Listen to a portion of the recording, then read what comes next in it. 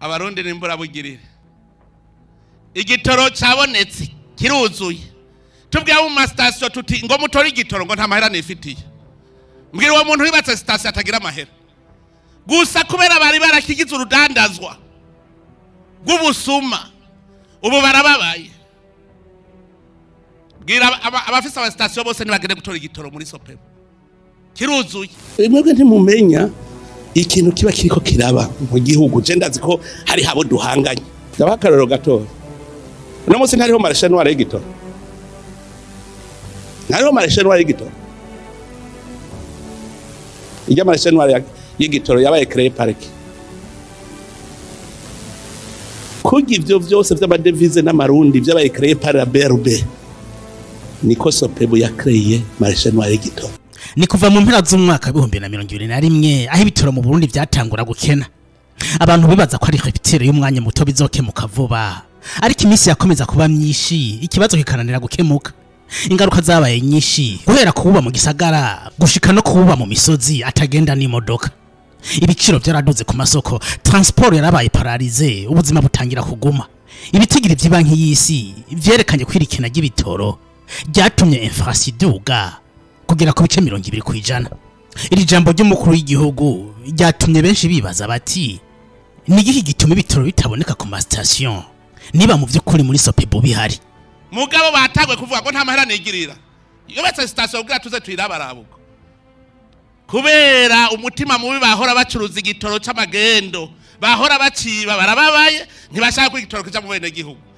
ndabwire ngira ndondera ingingo fatira ama station yose atazokwakira igitoro duce tuyagira ya leta duce tugishiramwo hanyuma bene gihugu baronka igitoro nta yindi nzira kugira dutahura intambara iri mu bitoro reka dusubire inyuma mu mwaka w'igihumbi kimwe n'amajana 1990 muri uyu mwaka umugabo witwa Taluk Bashir umugabo yari afise ubwene gihugu bubiri bwo Burundi n'ubwa Tanzania yashinze ishirahamwe gita Interpetrol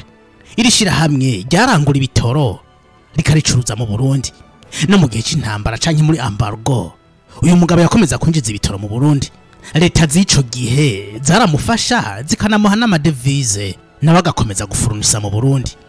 kubera uburambe Interpetrol yari ifise micuruzwa y'ibitoro kandi bakagira ububiko n'amakamyo bihagije iri shirahamwe ryaronse monopole mwicuruzwa y'ibitoro mu Burundi mbere mu mwaka wa 2012 umushikiranganje w'ubudandaji agabanya amasosiyete yinjiza ibitoro mu Burundi ava kuri 63 asigara ari 10 yonyene mu mwaka wa 2017 ishirahamwe ryo muri Afrika y'Epfo Engane Petrol naryo ryinjiza ibitoro mu Burundi ryagurishije imitahe yaryo kuri Interpetrol ivyatumye ikomeza gutsimbataza monopole ku isoko ryo mu Burundi mu mwaka wa 2007 Izahake Bizimana yararongoye banki nkuru y'igihugu yarahagaritswe yagirizwe icaha ca détournement de fonds amafaranga agera ku miliyoni 10 z'amadolari yamuzimiranye aha hari mu mahera bahishira hamwe Interpetrol ngo rirangura ibitoro kuva mu mwaka w'igihumbi kimwe n'amajana 1996 gushika mu mwaka wa 2002 mu mwaka wa 2017 ibitoro mu Burundi vyarakenye aha hari nyuma y'ibihano Burundi bwafatiwe mu mwaka wa 2015 maze amahera y'agaciro atangira gukena bigira impact ku irangurwa ry'ibitoro byinjizwa n'amashirahamwe atandukanye harimo na Interpetrol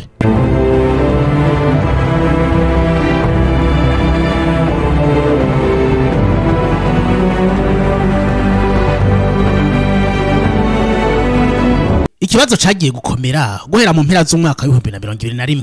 aha banki nkuru y'igihugu yagabanije amafaranga yahabwa Interpetrol hano havutse andi masosiyete yategereza kwinjiza ibitoro mu Burundi ariko aya masosiyete mashasha nta bubiko canke amakamyo hagije bari bafise nka Interpetrol ndetse rino shirahamwe Interpetrol ryari rifise ama connection menshi n'ayandi mayeri bakoresha muri no rudandazwa rwabo ibintu byari bishasha kuri aya masosiyete mashasha harimo na Prestige ryari rihejeje kuvuka ibitoro byakomeje kubura ariko mu mwaka wa 2022 ibanki nkuru y'igihugu yahaye miliyoni 16 n'ibihumbi 500 y'amadolari y'abanyamerika amasosiyete 6 yinjiza ibitoro mu Burundi Interpetrol yari yongeye kugaruka muri business ndetse muri aya mafaranga yahawe miliyoni 10 ayandi masosiyete harimo na Prestige agabangana yasigaye ariko ibitoro kandi byongeye kubura mu mwaka wa 2024 iki gihe havutse societe pétrolière du Burundi Sopebu ishirahamwe ryatwagwa mu bushikiranganje bw'ubutare n'amasoko ntanganguvu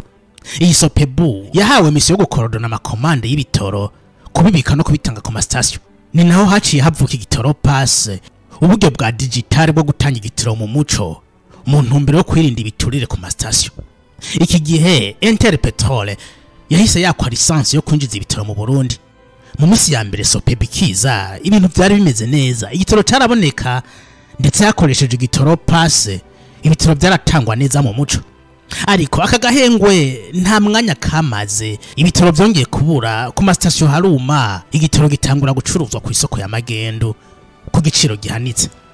Sopebu yatangiye kuvugwa ko idakora mu muco ndetse n'umukuru w'igihugu agira ica yivuzeko. Muri bukanya yanga ndabwiye ni abononye bose ndababona mugabo bamaze kugira ikintu citwa igishira hamwe c'abagizi ba nabi b'indongozi kijeje kugwana n'umukuru w'igihugu. Urumva mu rwego shingwa bikogwa babonye ikintu kigira neza bene gihugu baba barose uburyo bwo kucugara. Erega ntaye ndabashingira ndayibashingira kugira ngo mwumve ingene dushobora kudashika mu gihugu giteye imbere. Naganda abwire yuko ijya ekipe ya Sopebu ibaze gushikaho jewe ry'amahera y'umukuru w'igihugu imiliyoni 4 n'ubu ntibarayanyishura. Mutikebutse nzosenga Imana bakwita makofu musu. Mwebwe ntimumenya ikintu kiba kiriko kiraba mu gihugu. Je ndazi ko hari habo duhanganye. Ndabakaroro gato.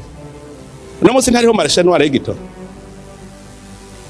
Ntariho marashanwa y'igitoro. Ijya marashanwa y'igitoro yabaye créé par qui? Kugira ivyo vyose vy'amadevize n'amarundi vyabaye créé par la BRB. Niko Sopebu ya créé marashanwa y'igitoro.